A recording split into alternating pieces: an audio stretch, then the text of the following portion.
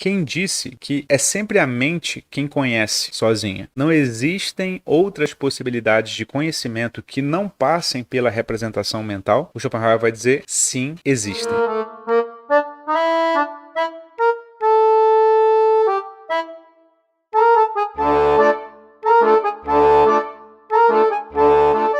E ele vai dizer que essa via é a do corpo. O corpo, quando se conhece a si próprio sem ajuda da mente, conhece a si próprio via direta, imediata, sem auxílio de representação. Como é que é isso, Vitor? Como é que o corpo conhece o corpo e como é que o corpo é conhecido pelo corpo? Vamos pensar nisso. Como é que isso acontece? Bom, acontece assim. Acontece via apresentação e não via representação. Acontece via direta e não via indireta. E acontece via imediata e não via imediata. Como é que eu entendo de modo diferente a boca, o estômago e o ventre? Porque esses modos são representacionais. Concorda comigo?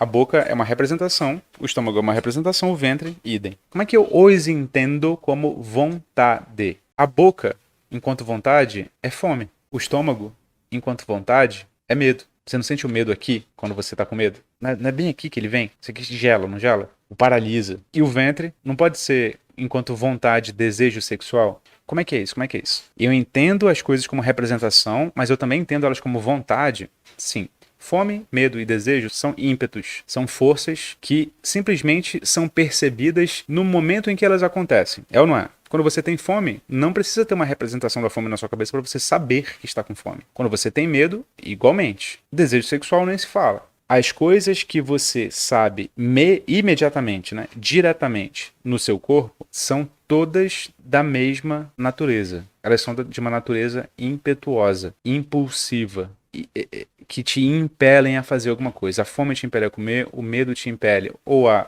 fugir ou a enfrentar, o desejo sexual te impele enfim, se relacionar com alguém. Você tem consciência desses ímpetos. Qual que é o insight do Schopenhauer? O insight do Schopenhauer é o seguinte: comumente falando, a gente tem o corpo acessado pela mente. Quando ele é acessado pela mente, ele é boca, ele é estômago, ele é ventre e essas coisas. Aqui é o campo da representação. Só que, quem disse que esse é o único campo que existe? Esse não é o único campo que existe. Ele é o campo em que a gente está mais acostumado. Tudo bem, a gente está mais acostumado com esse campo. A gente nasceu nele, né? A gente é educado nele, a gente conversa a partir dele. Mas ele não é o único. Existe o acesso pelo corpo que é via esses ímpetos que a gente tem consciência no momento que eles acontecem, sem mediação. Esses são a vontade. Esses são a vontade. Se você escolhe a vontade como o mundo mais essencial, o que você está fazendo? Como é que a gente tem acesso à vontade? Nós temos acesso à vontade de modo direto. Quando a gente sente fome, automaticamente vem a consciência. Quando a gente sente desejo, automaticamente vem a consciência. Quando a gente sente medo, automaticamente vem a consciência. A vontade, ela nos é dada de modo direto, sem mediação, sem imagem. Me parece claro, vai dizer o Schopenhauer, que o mundo da vontade é o essencial, porque nós temos acesso a ele de modo direto. Então, se eu tivesse que escolher, se eu tivesse que dividir o mundo,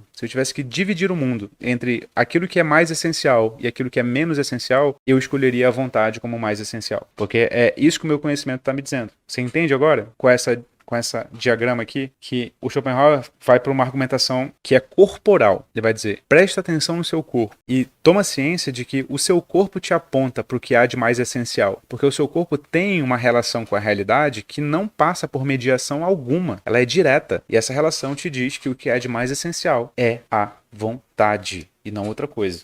Bom, no corpo acontece assim. A gente tem imediatamente o conhecimento da fome, imediatamente o conhecimento do medo, imediatamente o conhecimento do desejo. De modo que, no corpo, o que há de mais essencial, porque esse conhecimento não é mediado, e portanto é sobre o qual a gente tem mais certeza, é a vontade. Ora, diz o Schopenhauer, mas o corpo faz parte da natureza, certo? O corpo não é algo destacado da natureza. Bom, se é verdade para o corpo, logo é verdade para o mundo. Então, se o corpo faz parte da natureza e se existe uma vontade individual, então, por analogia, existe uma vontade no mundo, que é, em essência, ânsia incessante e sem direção, em busca de nada de modo racional, estruturado, sistematizado. Essa é a vontade cósmica, é a vontade do mundo, da natureza como ela é. Por que essa vontade é uma ânsia incessante e sem direção? Porque dizer que ela teria direção é dizer que ela segue o nexo da causalidade, por exemplo. Só que a gente já viu que o Schopenhauer é kantiano nesse aspecto. Ele diz que causalidade só faz sentido ser